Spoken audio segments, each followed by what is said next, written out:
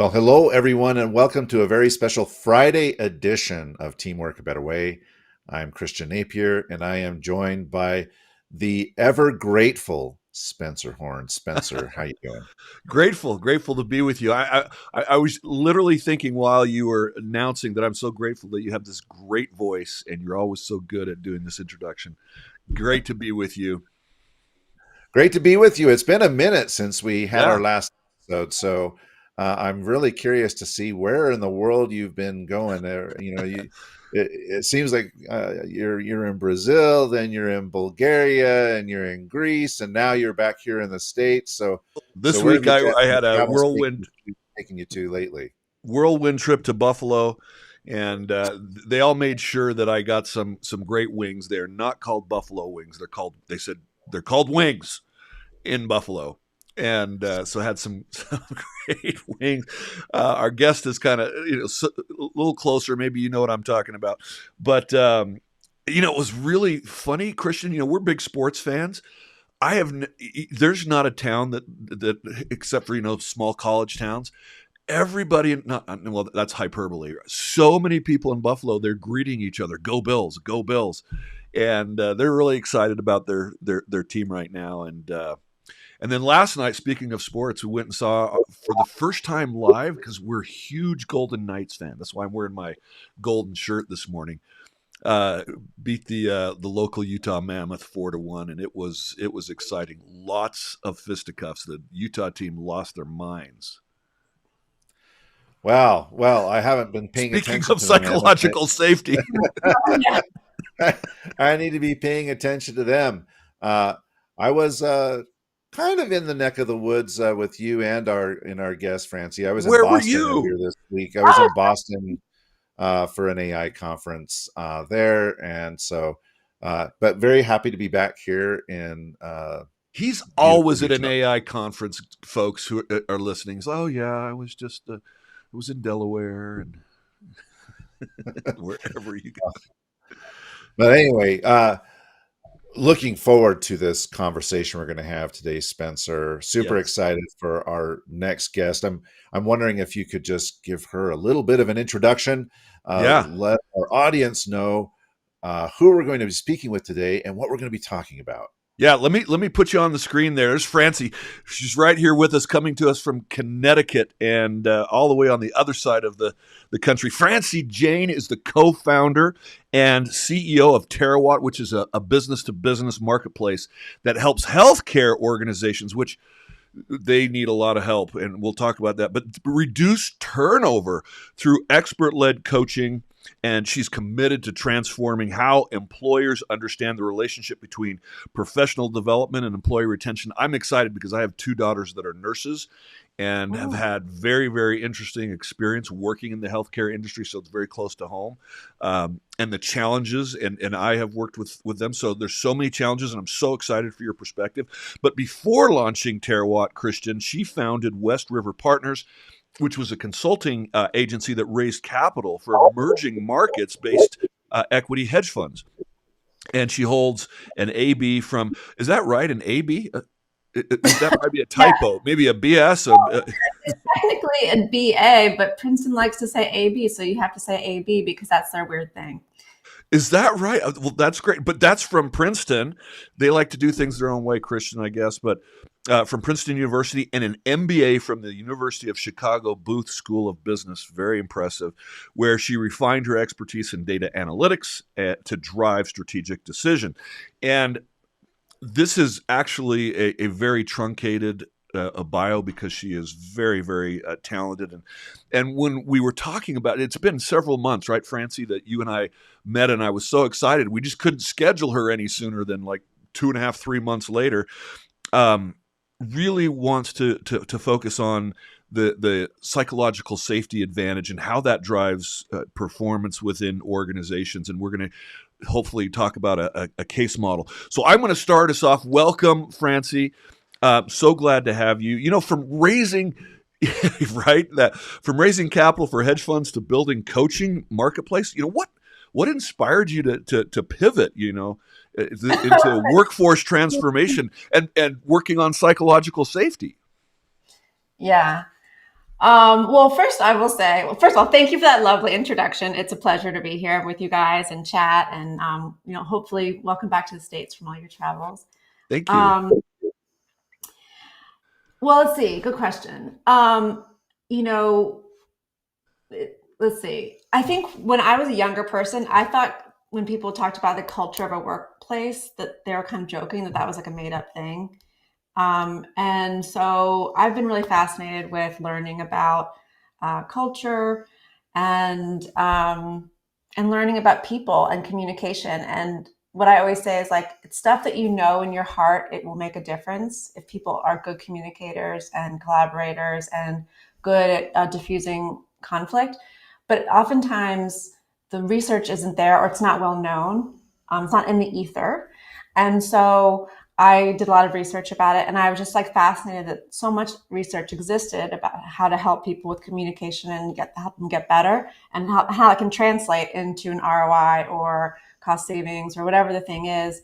And I just thought that was just fascinating from like with my Chicago background and even my finance background, because so much in finance is about proving the ROI or proving the numbers and the story that goes with the numbers. And it just felt to me like there was a huge opportunity to bring this to people and that they didn't realize this existed. Yeah. So, Christian, sorry, I have one follow up, but ROI is super important, and I know we're going to talk about that because oftentimes, the soft skills are maligned as not valuable. But I love that you're going to focus on the fact that there is ROI and bring that experience. So, I know our listeners out there have heard of this idea of psychological safety. I'm in the leadership development world. I speak. I have so many people in my industry that speak about this. It's talked about a lot. Why is it so necessary that we continue to talk about it? Why is psychological safety still an issue today in the workforce? If it's something that is so prevalent out there with pundits like you and me, Christian, everybody else in the world talking about it. What's the issue? Why can't we take this off the list of things that are important to talk about? Or like, why don't we all just do it? Right. Why do we have to? Why do we exactly. have to What is the yeah. problem? Here's the problem. I think humans, there's this classic thing where like we know what it means and we know that it's important, and that's awesome. But there's a difference between what we know intellectually and what we do.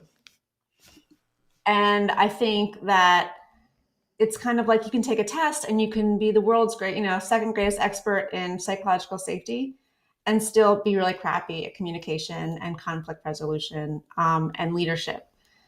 And I think what's coming out of that is it's not enough to know that it's important and it's a group dynamic. It's what's coming out of it is that people need to practice and they need to learn on the job and they need to learn in like the context of work and what it looks like in work and what the lack of psychological safety looks like in work. So there's this statistic that I've heard psychologists say that worldwide self-awareness is from 10 to 15%. Do you think that's a correlation, that we have a lack of psychological safety because we're just unaware? Uh-huh.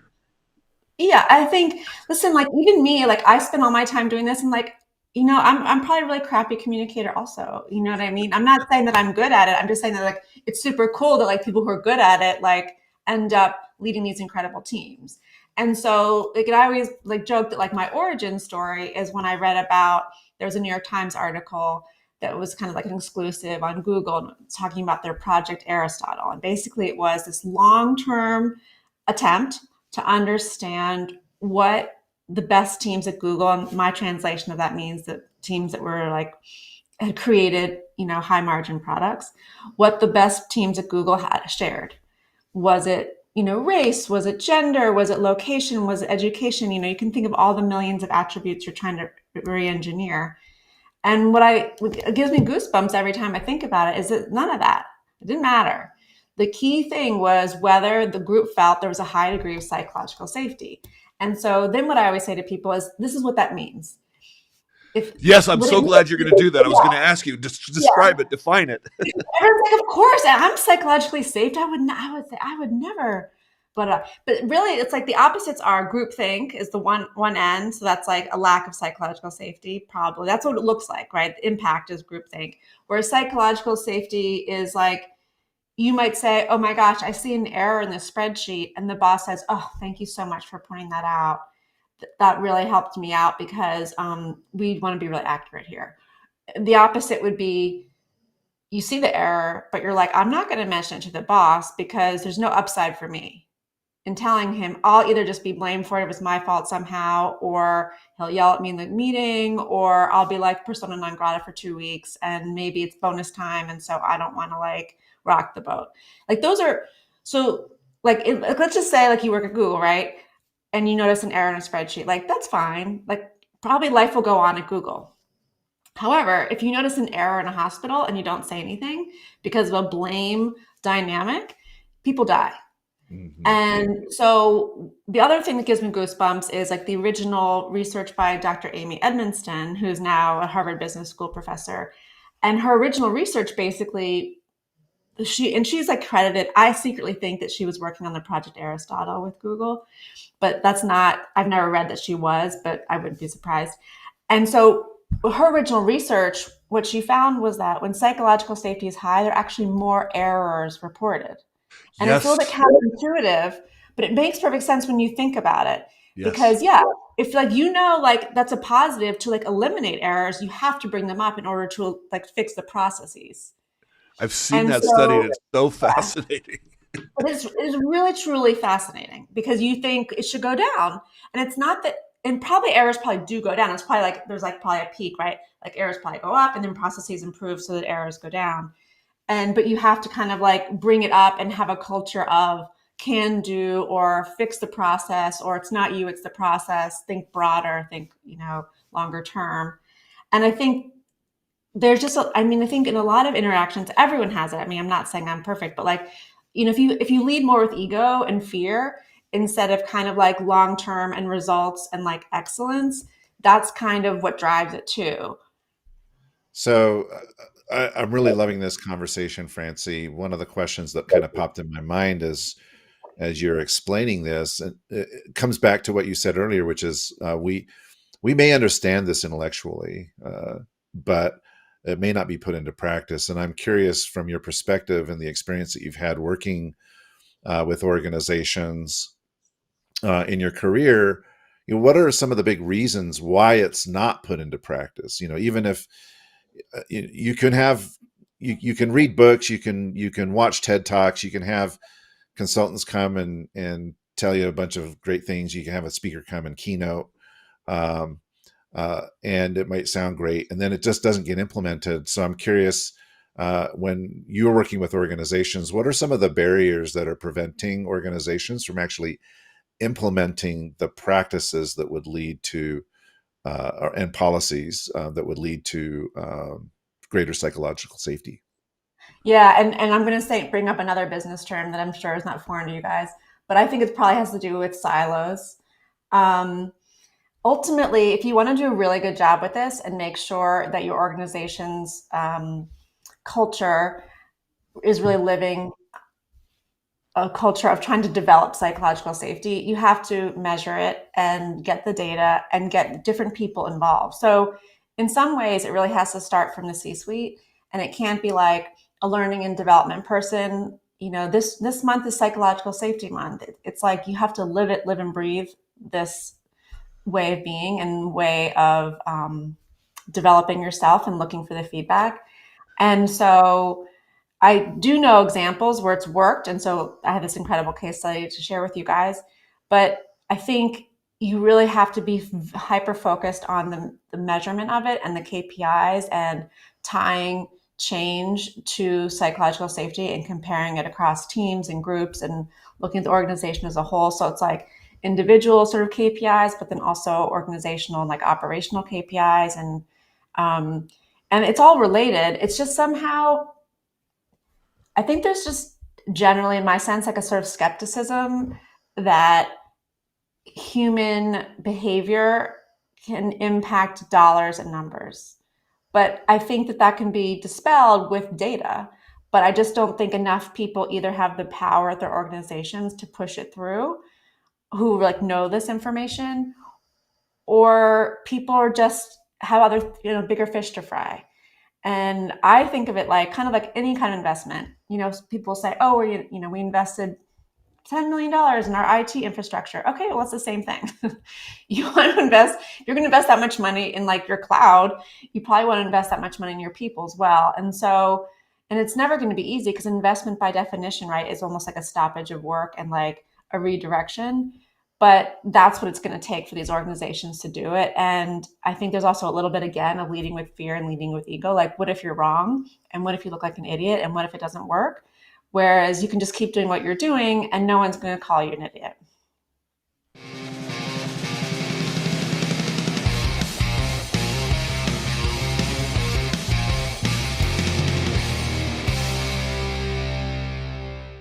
There are some personalities that being called an idiot matters more to than others. So, um, you're. I love what you're talking about. It's so true that we want to minimize risk, right? And there's positions in our organization. Their whole job is to minimize risk for the organization, and it would seem like reducing challenges or errors is a way of reducing risk. But I think this idea of not getting yelled at or called names, that's part of the mentality of a risk that we want to personally avoid, getting uncomfortable. I'm glad you brought up the fact that there is ROI, and I want you to talk about it since you brought it up. We were talking a little bit before the show started about studies done by the late Harvard researcher, psychologist David McClellan is his name. And he specifically found, yes, look him up, that one third of corporate revenues can be tied to, through his experiments, to the climate of the business, of which psychological safety adds to the climate. I mean, that there's, I believe there's a correlation there, right? So that's a big number. And like you said, we're so often focused on investing in IT or, bricks and mortar, hard skill training, which is really, really important. But that's how much of revenues and success are a big part of just how people are living within the space, how the system behaves. So could you walk us through? There's this 4,000 employee hospital case study. For those who are, we've been teasing them a little bit. I know it's early in the show, but I think we have a lot to talk about. Let's get to some hard data. Yeah. So one of the coaches on my platform, his name is Dr. Tommy Thomas. His dad, his father, Mr. Tom, Dr. Oh, actually, I think he was a Dr. Thomas too. Created a system called opposite strengths, and doesn't explicitly talk about psychological safety, but it's basically, talking to people about their inclinations and how they behave, and what kind of the opposite is, meaning like if I'm really inclined to be process oriented, maybe if I work with somebody who's inclined to shoot from the hip, when we combine our strengths, we get a really good product. And so that's kind of a lot of what he does with organizations. And so his framework and content was brought to, I think it was a 4,000 person hospital, 4,000 employee hospital in Colorado. It's called Poudre Valley Health Center, and they've since merged with University of Colorado Health. But they had a 24% employee turnover rate. And that's above the sort of national hospital average of 20%. And so they were in, I believe, Colorado Springs, and which is, if you're an American or not an American, it's like, it's smaller than Denver. It's a relatively, it's a medium-sized, probably American city, but that can become tricky if you're having to recruit constantly and losing a quarter of your employees every year. And by the way, there's a shortage in America of nurses, which also, by the way, my assumption is that the nurse turnover rate's higher than 24% in this scenario. And so the CEO said to himself and to his colleagues, this is just unsustainable, and we got to find a way out of this, because 24% is a huge drag on our operations. And so what they did is they brought in this content from Dr. Thomas, and they taught in small groups of cohorts of like 25 people each. And they started with the CEO and the C-suite, and then kind of worked down from there. And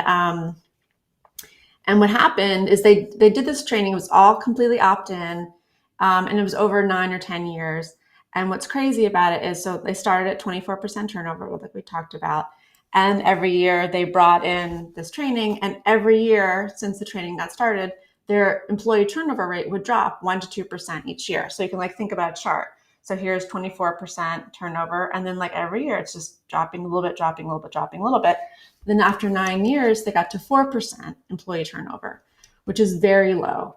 As I said, 20% is the industry average. And so when I first heard that, I thought, wow, yay, good for them. That's so awesome. 4% turnover. That must be wonderful. But actually, it gets better because the CEO had quantified what that meant. And what it meant was a difference of $32 million a year. So it wasn't like that whole 9 years they saved $32 million. It was like each year, after year 9, they woke up with $32 million a year extra in their bank account. And the other point of this is to say there is a cost to employee turnover, right? Even if you are average with your industry, whatever industry that is, there's a cost. And I don't understand why people run around, they want to be above average in everything except for turnover. Like, wouldn't you want to be above average in turnover as well? And so one of the things that this study brings up is the fact that they're not paying people more for them to stick around. They're not paying anything extra, in fact, right? So it's not, the strategy is not overpay your employees or pay or whatever, bonuses or whatever you want to call it. The strategy is help people work better with each other and have there be a culture of learning and support and collaboration, and have it be more balanced than it had been. And that's why people stay.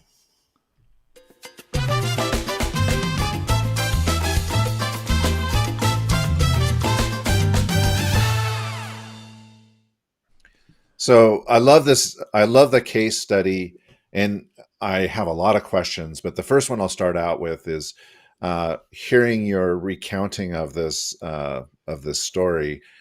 The impetus for this was, I can't remember if it was the CEO or someone in the C-suite saying, "Hey, we have a hair on fire problem here with turnover, and it's not sustainable."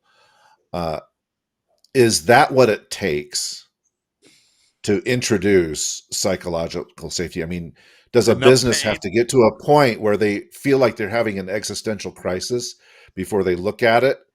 Or is it possible for an organization to be a little bit more proactive about it? I mean, do you is it okay, we got to call in the city fire department to come take care of this thing? Or can we address it beforehand and not wait until we have the existential crisis? And then the second part of that question is, for this to work, does it really need to be driven by a C-suite? Yeah. Yeah. I mean, those are great questions. I mean, I wish I knew that for sure, the answers. I think, my assumption is that the reason it takes a crisis is because they tried everything else and nothing was working. And so they're like, you know what, let's actually try this thing called culture and collaboration and see if that makes a difference. And so again, if you're a little bit fearful of trying something new, maybe you can say to the board, hey, listen, we've tried these 10 interventions. They didn't work. Let's try this thing. I'm not super confident about it, but other people like it a lot. And again, like, I suspect that's what's happening. But I also think that when people are pushed up pushed into a corner, I think they're get more creative. One of the things that, as you were speaking, made me think of is a lot of, I think, what people do is they don't say, let's work on the culture. They say, you know what, let's just bring in travel nurses. And that is this whole area that I'm fascinated with. Travel nurses, if you don't know, get paid 1.5 or 2 times the rate of nurses, and they have like 3 or 4 month or 6 month contracts. It's wildly expensive to hire travel nurses, and hospitals do it. And I think, again, like, I haven't seen all the details of that case study, like that kind of granularity was not shared, but I suspect that some of the savings in that 32 million per year is travel nurse costs. Wow, and that's I'm surprised that so many hospitals actually employ travel nurses, and that's a frustration because they don't have the same level of training. That adds more to the errors and the issues, and they're trying to save costs by not having full-time employees, and it just puts more burden on the employees that are actually there staying, and then they're resentful, and that adds to the turnover of the people who are actually staying. 100%. And that's the whole thing. It's like there's so many downstream problems with it, which is not to say that that's not a really valuable tool in like the toolkit. I think it really is, because like someone was explaining to me what one of the use cases for travel nurses, let's say there's an employee that you really need to get rid of, and they're just, they're whatever, for whatever reason, they're causing unsafe conditions, let's say, Yeah. and they're going to be short of body. So what are you going to do? You know what I mean? But they really need to, and so that's a good use case where you're like, this person needs to like not be here. And like, we need to replace a body with that person. Like, that's a really good use case. But I do think that there's a little bit of an addiction of not having to really think through the cultural component of having short-term people and like the burden of training them on others, because by the time they get up to speed, then they leave. And you're paying them double the cost of the people who are training them. Yes, and I can speak to that because I said I have two daughters who are nurses who have actually experienced that. Do you? I have actually a cost of turnover worksheet, and I'm just going to, just for our listeners, highlight a few things. So, for example, a manager's, let's say average annual compensation, $100,000, benefits, 25%. So that's about $125,000 cost. You've got expenses that, I mean, if you look at what it costs, you've got separation costs, you've got recruitment costs, you have replacement training costs, you have lost productivity costs, you have new hire costs. I'm just looking at, I don't want Lots of to. institutional knowledge. I mean, it goes on and on and on, because it becomes like, I mean, it's hard to measure this stuff, but you can see how this just steamrolls into like a huge snowball, because you have people coming and going. There's this really inefficiency of like understanding how the systems work, and it just seems so obvious that like turnover, especially in like a life-saving like environment, is just disastrous. Just picture you've got a bucket of revenue that you're trying to fill, and as people are turning over, you've got holes in that bucket that just keeps draining out to the tune of tens of thousands of dollars per person. I think the really fun conversation to have is always like, what is the cost of turnover? Because like it's impossible to quantify. But what's cool is like if you ask accountants, it's anywhere from like 1 year's salary to like 3 years' salary. And I think, and you just multiply that by all the people that are leaving, like that's a lot of money. That's exactly. And I think one of the things that we learned in COVID is that people really want to be connected to a mission. They want to feel like what they do matters. And that is probably 99% of the reasons people work in hospitals, right? So not all you need to do, but I mean, I think the key driver for people who work in hospitals is that they're like growing professionally, they're getting better, they're helping patients, do a good job. And there's not a lot of like noise on the sides of trying to do those things. And I think that eliminating the noise. Let me share you a real life example. So one of my daughters worked in an orthopedic ward at a local hospital during COVID. They were seeing each nurse an average of 7 patients. When the safety, there's a regulation number of how many they're supposed to see based on the type of treatment or the area that they're working in, and that's 4. So they were, what percentage of patients that they were seeing per nurse over that. And during COVID, they had to don and doff safety protection gear that took 25 minutes before and after each patient interaction. So they were seeing all these extra patients. They had to put on this protective gear, and they were just not able to keep up. And so what did hospital management do? Instead of listening to the concerns, they hire like you said, traveling nurses, and they tell the nurses to manage their time better. Well, you just need to manage your time better. So that's an example of, and so she quit and she went to work up at the University of Utah, labor and delivery. Absolutely loves it. Such a difference, and has just had such a great experience. But they lost a hardworking, dedicated employee because they don't care. Yeah, and I think I think that's ultimately kind of what happens with these places is that you have to, if you're in the admin of hospitals, I think you really need to tie the empathy side and also to the employee experience. I think that one of the things that, again, I'm not a huge expert at this, but having talked to a bunch of nurses, one of the things I always am fascinated by in hospitals is how there's almost outside of an operating theater, just by being in the hospital, nurses are just less than doctors. But one of the things that's crazy is to be a nurse in leadership, you have to have a PhD. So to me, that's, I mean, at least the same as being a doctor, if not more. I mean, that's an incredible commitment to get a PhD. And so I'm always surprised that there's this really severe hierarchy in hospitals about whose voices matter, because we're all human. And so that's also, I think, part of what's going on too. In the 21st century, I think hospitals are one of the last hierarchies in America. And I think that that also impacts this whole situation because for some reason nurses are considered expendable, but yet there's a shortage of nurses. So how is that? Doesn't actually that make them more valuable? So I'm confused about how this can all work.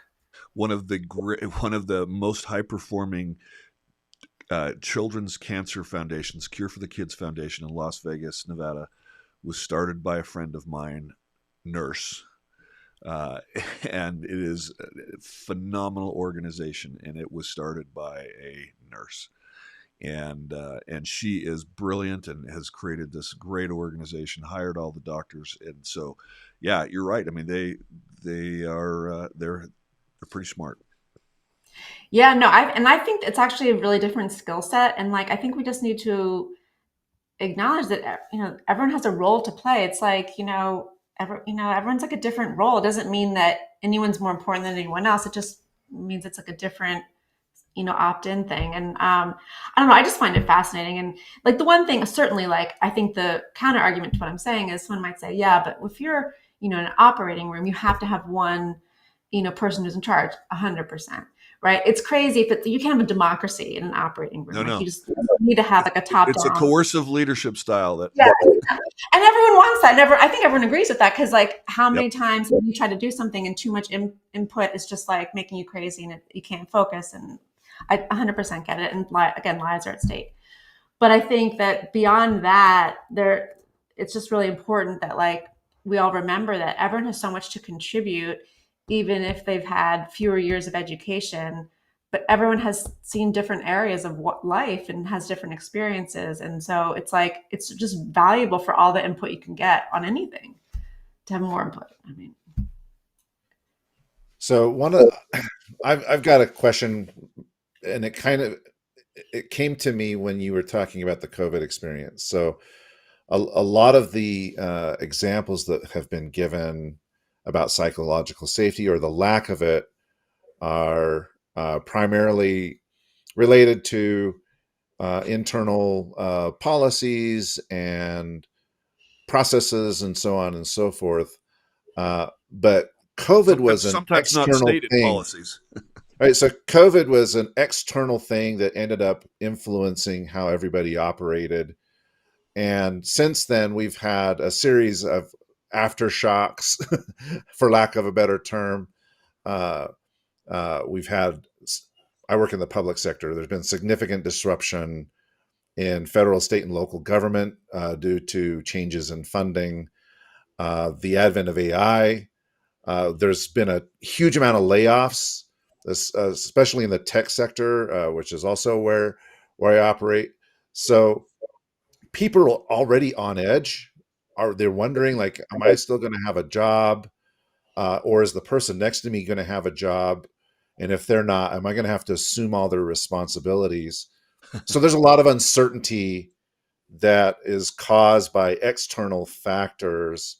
And I'm curious, in the work that you do, or your the people that you work with do, you know, how they can address that as well, because psychological safety, uh, maybe starting, to use a sports term, already down 20 points in the fourth quarter in a basketball game because of everything that's going on outside of the workplace.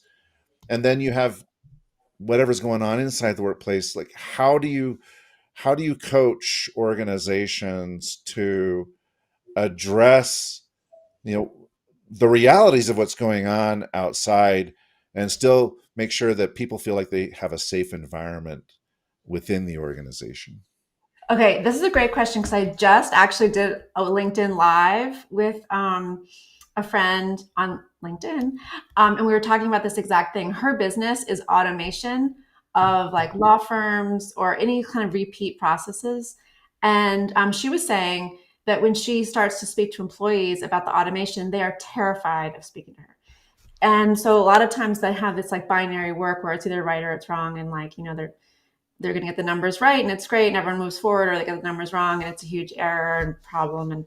And so they like to automate that stuff. And what she's noticed is that what the conversation should be is, when you start to bring in automation, is to say to people, this is actually like giving you more ability to find what you want to do and like to elevate your job and to use more creativity in your job, not be not have everyone be relying on you to make sure the ticking and tying is 100% accurate every time. Like, let a machine do that.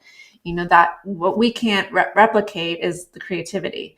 And I think that's really the way to see the AI stuff. And I think the other way to see it is just to remember, I mean, the only constant is change. And maybe your job won't be the same in a year. Maybe you won't be there in a year. Maybe it's because you'll have developed other skills that are really valuable and that will get you a different job. Or maybe you'll find that you can do those really valuable, interesting, creative skills at your current place. And I think that like that's what's happening with AI, is like people are starting to realize when you can use it and when you can't use it. And like for instance, like just with my own use of AI, I was never not hiring people. Actually, that's not true. I use my lawyers less with AI, but that was not a full-time position. I save my time writing emails and other writing by having ChatGPT correct my writing. There's a lot of stuff that I do that just makes me more productive, but it has no effect on like other people. And I think that's where I am right now, and maybe other organizations are. So that's one thing. And the last thing I'll say is we also have to remember that there's a benefit for publicly traded companies to tell the market that they're laying off people due to AI. That may not be the case, but they were in the past few months rewarded from the market by this assumption of efficiency by using AI instead of employees. And I think that's something like we also just have a little bit of skepticism towards.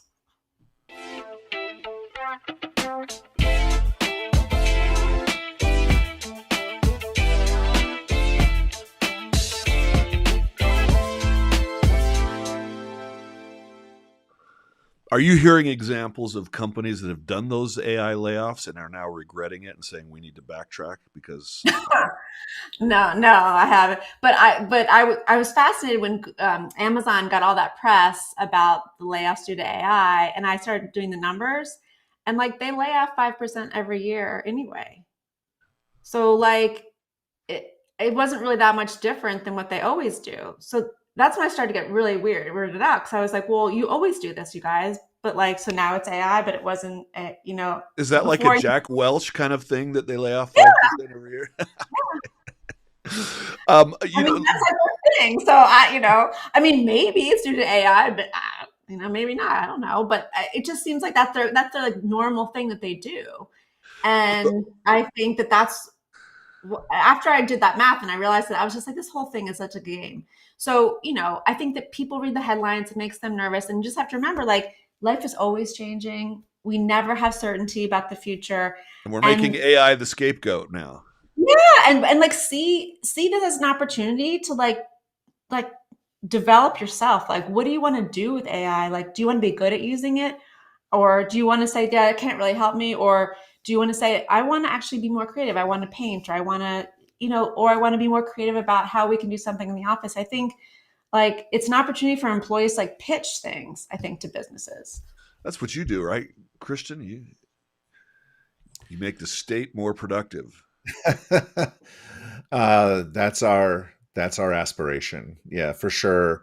But the psychological effects are real, All right, right? they It's are like, real.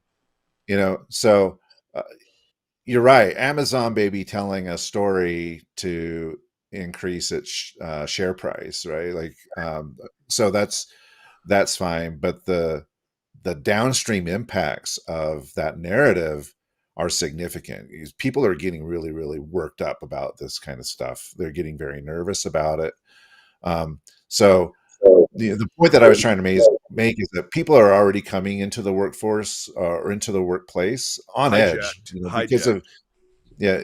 And so, yeah, all the more reason, I think, to create a place of psychological safety while people are there, um, because quite honestly, they need some relief, from this fear and uncertainty that is really amplified, like you said, Francie, by organizations themselves, and then the media, and the and I'm not talking necessarily just about like legacy media, but all of the social media platforms really are the algorithms are tuned to amplify those things as well. And so, I was just curious to get your take on how even more important it is for organizations to establish psychological safety in Yeah. this chaotic environment we're all living in.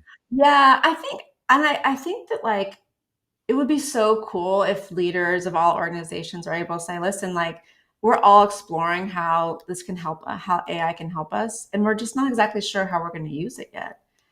And I think, you know, that sort of starts the conversation. And I think there's also this thing in like the workplace, which I hate, right? Which is a sense of like these like managers have to keep their cards so close to the vest because if you're going to fire someone, like God forbid they leave before you fire them, or God forbid, everyone's like really honest about what's going on in the place. And so that always just bums me out because I just feel like it's just so like lacking in humanity to really be like clear with people about what's happening. But I really do understand like the business forces and the legal forces about that. But it always sucks from like the employee perspective when you're really not being leveled with what's happening and they sort of are thinking about their organization as like the leadership versus like everyone else.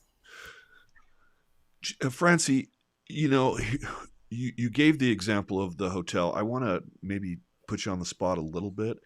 What were some of the small actions that the training helped Oh, management, the employees do that made the biggest difference? You talked about the opposite strengths, but what were some of the things that they were able to actually do that maybe our listeners could yeah, retain? it's a great question. So here's an example. Like, I don't have the actual examples from that organization, but having spoken to the coach, Tommy Thomas, he's talked to me about what that looks like. And so it's stuff like, okay, here's one example. You are really process driven and you really want to make sure that everything A, B, and C, and D that is checked off before you complete a project. But it takes you a long time to do that. And if you collaborate with somebody, well, actually, first of all, by the way, seeing that like having that view in life, and then having to deal with someone on some other part of the hospital where you have to coordinate, who is much more of like a trial by error person, can lead to huge conflict, right? Because each person thinks the other one's completely crazy, and then maybe one or maybe both of those people will do the like almost try to avoid that person because it's really hard to um, complete their like role, their jobs. And so as like so that was like that's like the status quo. But then if you're able to see like, oh wow, actually when that person sort of does trial and error, that really helps me because it helps me get unstuck. And I'm not ruminating about how to get from A to D. I'm actually trying to like I'm actually solving it like live and with other people. So that's an example I often think about, which is like finding this intermediate balance where it's a collaboration as opposed to like working in silos. And I think it really like cuts across all these different areas.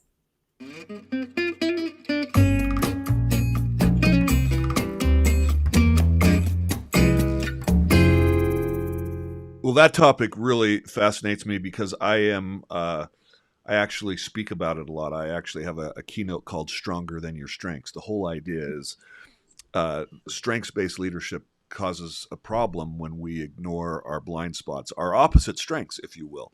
I call it flexible authenticity, right? We have this idea of what it means to be authentic, and we get stuck in a style of leadership that is not able we're not able to adapt to different circumstances because we feel like it's uncomfortable, therefore inauthentic.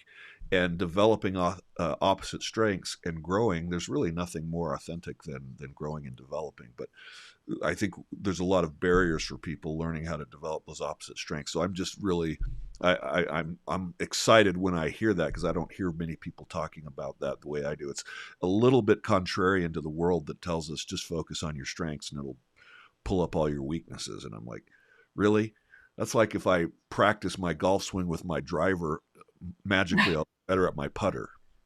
Right, right. Well, and that's the whole thing with this coach too, is he's like, it's not about strengths and weaknesses. And he's like, that's the problem. It's Yeah. not like a dichotomy of what you're good at and what you're bad at. They're just different ways of being. And some people, it's so like one of his, you might have seen this before, right? When they say like, put your hands together, clasp your hands, just And as then you would naturally do it. And then, okay, now what's on the top? Okay, my left thumb is on the top. Now clasp your hands so your right thumb is on the top. right. And he said, okay, that's what psychological safety is. It just means that you're trying a different way than you normally would do it. And it may be a little bit harder for you to do it, but there's no like right or wrong. There's no value judgment. It's just something that's different. And I think about that all the time. And I think exactly like, I think this is all really about flexibility because you can see how if you're really process driven, you would be so short and annoyed by somebody who's experience driven, who wants to just try it out and see what happens. And you could see that could lead to a lot of clashes and then also avoidance. Because And then how they're not afraid of failure, but other people are. right, or just like you're like so locked into like I know this is the right way to do it. I'm minimizing risk because I have a process. And someone else is like I'm minimizing risk because I'm testing my assumptions. I mean, So there's no I'm there's gonna no out my partner person. Christian here a little bit. When we started this podcast almost 6 years ago, Christian he's so brilliant, as you've already discovered. He's so smart. He has the most thoughtful questions. But I'm a little less prepared and just ready to kind of go with whatever comes. And Christian's like, okay, well, what's our format? How are we going to do this? What? And now he just shows up, and whatever someone says, he just asks the most brilliant question. But it didn't start out that way, did it, Christian? No, because I like to feel prepared. I feel psychological safety in preparation, And I made him right? very. But actually, this conversation. And I'm going to keep this to my last question because we're going to get to lightning round and the fun stuff Yeah. here at the end. But listening to this conversation, sometimes people think of psychological safety as freedom from confrontation. Like, hey, I don't have to do that. It's going to be No comfortable for triggers. me. No triggers. But that's not the impression that I'm getting here. I've heard you talk about things like productive conflict. Spencer, you talk about this quite a bit.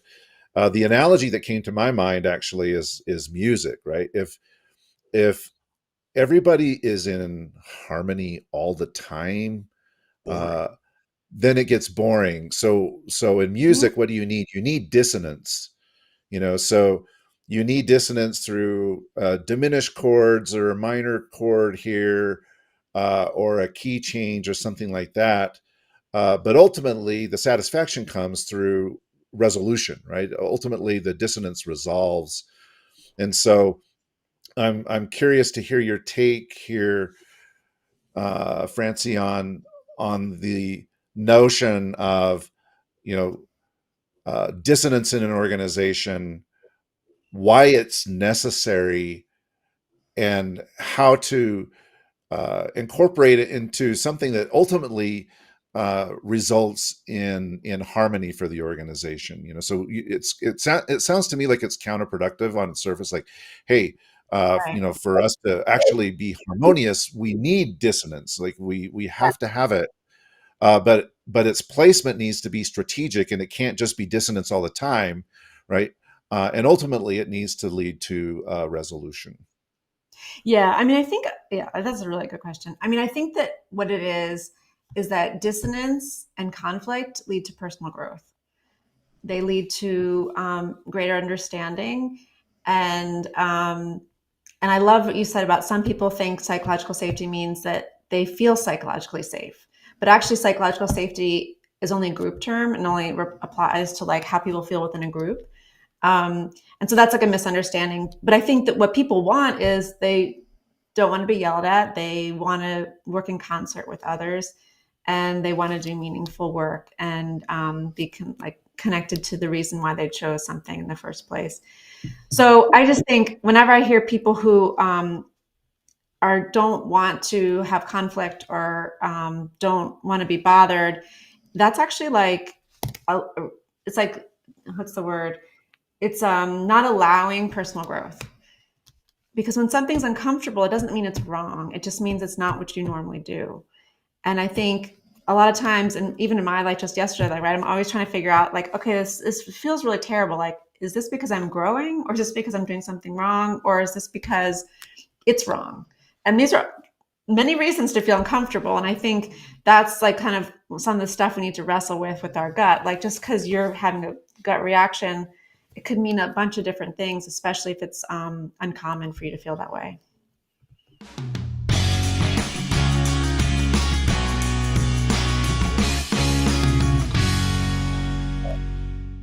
Stanford psychiatrist Anna Lemke talks in her book, Dopamine Nation, about this idea of when we don't have, when life is too easy, when we avoid conflict, when you think about how hard sometimes we have to work for our comfort. I mean, we have microwaves, we have uh, little Roombas that can clean our floor. We have, I go through this place where I drive up to the car wash and it reads my license plate. I go in, my car is clean. We don't have to struggle for a lot of things. We've got so much entertainment available to us. So much is easy. We can eat any food type we want and not even have to cook it ourselves. And yet we're more anxious and frustrated than ever. And what she says is when we don't have a lot of challenges in our life, the brain stops producing dopamine and oxytocin, those feel good drugs. But when we have to do difficult things, think about climbing a mountain, what it feels like when you get to the top. There's this euphoria when we do challenging things, like do something that's uncomfortable, have a difficult conversation, and we've completed it. We actually feel this sense of relief and pride and accomplishment, and our brains reward us when we do those things. So there's great benefit of obviously sticking with our strengths and doing things that motivate us, but there's also huge benefit that comes from doing the difficult thing. And our bodies are actually designed to get us to do those difficult things because of the exact reason you just said. That's where personal growth comes from. That's where physical growth comes from. The championship mentality is I've got to put more weight on and create more resistance. Mm. And when we do that, our body responds and makes us stronger, more resilient, more powerful, more thoughtful, more able. Yeah. So there's this one coach, another coach I work with who I love. His name is Dr. Stephen Long. And he's an organizational psychologist, and he came up with this whole theory, which is like how to understand people that outperform. So like he basically did his whole dissertation on like kids who played football whose talent didn't suggest how successful they would become. And the classic case is Tom Brady, Yeah. or like Steph Curry, or Michael Jordan. Like there's always these examples of these people who like were not crazy talented as like young people, and like something happened, right? Like how did they go heads and shoulders above every one of their peers? And so that's basically what his research is. And so I think about it all the time, because that if you'd like distill that mindset, it really is just obsession with getting better and at all costs. And so it's like, you hear criticism, you're like, oh, that's a like a breadcrumb. Okay, well, if I get better at that, what that guy said I did wrong, like maybe I'll be better tomorrow. And seeing all these negatives as a positive, it's like glass half full, right? It's like, oh, right, I didn't remember to, go for that 2-mile run today. I'll put that on my calendar to make sure I have a 2-mile run every week instead of just once a month, or, you start to like get organized and really see criticism or conflict as an opportunity to like learn about what other people are doing. And it's a kind of like an experiment. And I think that like, it's not the way I normally think either. Like I had to learn all that stuff, and it's Definitely not not how I think. Yeah. like everyone, right? Everyone wants to just be a genius where things come easily and they're, like, yeah, it's great. But like most people aren't like that. And that somewhere Except for along Christian. yeah. Yeah, and like you said, and even like you said, even if that were to be the case, you might be really depressed, right? Because you've always gotten everything you wanted. You never actually had to like work for something or set a goal or try and fail and try tomorrow the next day. Like you were saying, like climb a mountain. I was thinking, yeah, I'm sure there are many times where people have a goal to climb a mountain and like they just can't do it the first time. Yeah. That happens. And so maybe it's the second time, maybe it's the third time. Like, what can you do in your training to make it more successful the next time you try? And like, instead of just saying, well, I don't think I can do it, like, that's just a pipe dream. Why even have that goal?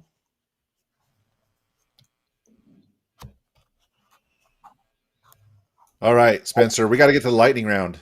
Yep. I can't believe it. We've gone almost an hour. Yes, here we go. Are you ready, Yeah, Francie? I'm ready.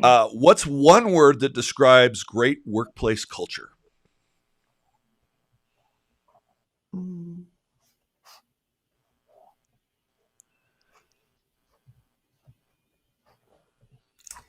Questions. Excellent. Tech upgrade or trust upgrade? What moves the needle more? Well, I think we would know what we all have to say. I think I would go with trust. I mean, I find those two kind of hand in hand, but yeah, I think ultimately it's like the people are driving this whole thing. I think you have to start with the people. Amy Cuddy will say trust, right? Yeah. Most underrated leadership skill? Empathy. One metric every HR leader should track, but probably doesn't. Ooh. Turnover.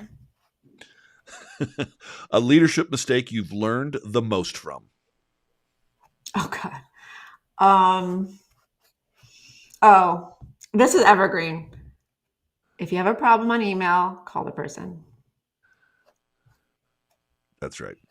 Best advice you've ever received about managing people?